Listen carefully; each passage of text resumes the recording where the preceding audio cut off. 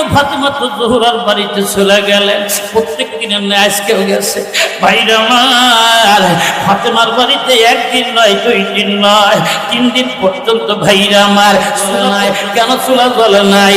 ভাইরা আমার আপনার পয়গম্বরের বিটি ফাতেমা তো জোহরার কি পানের স্বামী হযরত আলী 3 দিন পর্যন্ত জ্বরে অসুস্থ, 10 দিন পর্যন্ত অসুস্থ, কামে যাবার পারে নাই, চুলা ঘরের ভিতরে খাদ্য সামগ্রী পর্যন্ত নাই।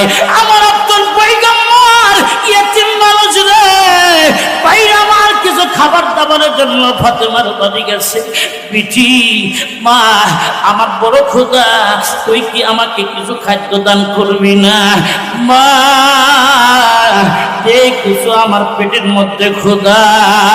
ভাইরা আমার যেই মাত্র বলতেছে, ও পানের বাবা, ও আব্বাজান, আমার ঘরের বারান্দার ভিতরে আপনার তাকায় দেখেন, আজ 3 দিন পর্যন্ত আমার সন্তানদের পেটের ভিতরে কিছু দিতে পারি না। আমার সন্তানদের না খায়া থাকতে থাকতে দেখেন হাসান হোসেন পেটটা মাটির সাথে লাগাইয়া আমার নাতি পুতির দিকে তাকায় দেখেন। ভাইরা আমার আপনার পয়গম্বর ডাকতে বলে, মা তাহলে আমার পেটের দিকে উঠতে আমার আপনার পয়গম্বর যেই মাত্র যুদ্ধ মোবারক দিয়ে ভাইরা আমার উঠাইয়া দিল।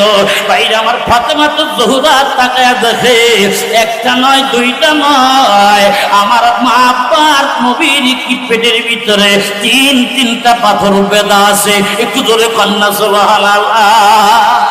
এ ভাইরা আমার, তখন যেই মাত্র ঘুম আদায় করতেছে হাসান হোসেন, এবার আমার আপনার পয়গম্বর ডাকতে বলে, মা কিছুই বলিস না, আমাকে আলীকে গালিগুলাজ করিস না রে মা, তুই একটু থাক, আমি একটু মদিনার ভিতরে খাবার দাবার ব্যবস্থা করে নিয়ে আসি। ভাইরা আমার এতিম মানুষ এত কষ্ট দিয়েছে, এই মানুষটা যেই মাত্র ভাইরা আমার মদিনা নগরীর ভিতরে ঘুরতেছে আর বলতেছে, কে গো এই মানুষটা কামলা কে নিবা, কে কামলা নিবা?